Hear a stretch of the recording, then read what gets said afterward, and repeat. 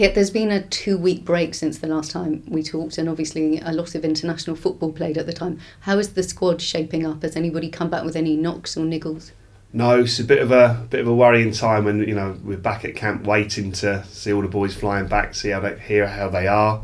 But everyone's come back okay, so we're delighted with that. And for you personally, coming back from Wales, one of your players, young George Williams, making his first full debut for the team and acquitting himself quite brilliantly. He did really well, George, yeah, and it's difficult for him because he was playing out on the left-hand side, and within 5 minutes Simon Church got injured and George had to go up top and play as a number 9, so he's changing position straight away in the game. But he did really well. Great energy, great confidence, and he looked a very accomplished player. And I know Chris Coleman and I know all the Welsh staff, we were delighted with him, as were the fans, so he's doing well, George. So you came back on a high, obviously Wales doing incredibly well, back to the day job, as it were, and a tough game coming up tomorrow against Norwich. Yeah, definitely. I mean, they're top of the table for a reason. They're a really good side. Got some good players, play some very good football as well. So, I like to think we're a good side with good players and play good football. So I think it'd be a very good match. I think it'd be 2 attacking teams against each other. We know their threats. We've worked on their weaknesses. So I'm really looking forward to it. Obviously, the Middlesbrough game wasn't the result that you wanted. There were opportunities in that game that should have been taken that probably would have made a very different result. What have you been doing to make those chances count, as it were? Yeah, we focused on. I mean, look, the Middlesbrough game as a whole, I was really, really disappointed. Not with the performance, but I'm one of those that if I think you should get what you deserve out of games. If we've been beaten by the better team on the day, I'll hold my hands up, and I'm not the best loser in the world, but I can accept it. But Middlesbrough, I felt we should have got something out of that game. We deserve to get something out of that game, and when we don't get what we deserve, it winds me up. That's what annoys me. And they're an excellent side as well. I think a very good football team, very well balanced, and they've clearly got a very good manager. But all that said and done, I think we should have at minimum come back with a point. So that was very frustrating. And we've looked at it. We've gone through the video, and I don't point the finger at people, but we go through it to learn. So we looked at the goals, and both goals there were 4 or 5 people that could have done things differently, that all in turn could have stopped the goal. So we've looked at that. We've gone through that. Boys have been working on the training pitch when I was away with Wales. The training went fantastically well.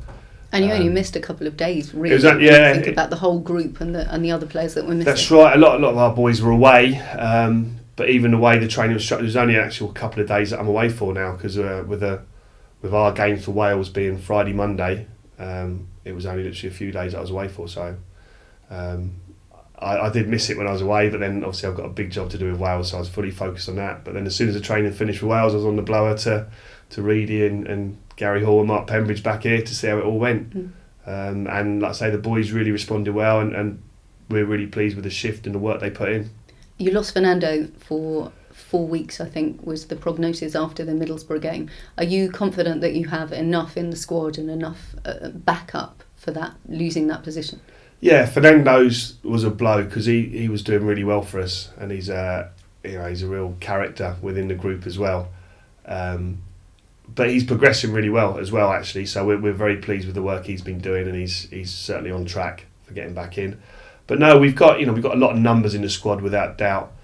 I think people can see that, but there's some quality there as well. We've got some good boys, we've got some options, and the championship is about, and any league for that matter, is about a squad rather than just a team. As much as I like stability, and I think the team has been craving that.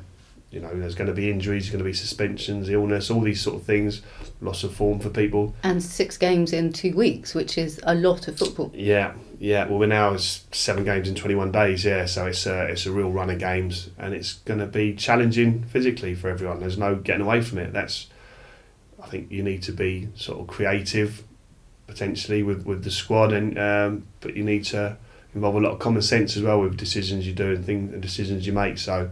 But how tricky is that when it comes to training and you've only got 1 day or 2 days in between games to actually put into practice all of the methodology? It's a little bit like you haven't had an extended period with the team to be able to work.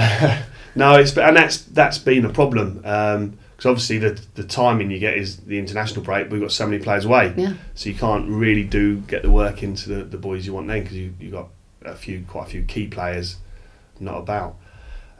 So it doesn't make it easy. I mean, a big part of my philosophy is about the way I train. I'm really hot on that, and about doing your work during the week so that the players go out there on a Saturday, they know what we're doing, attacking, defending, and the transition and our set pieces. That's all there is in a game of football.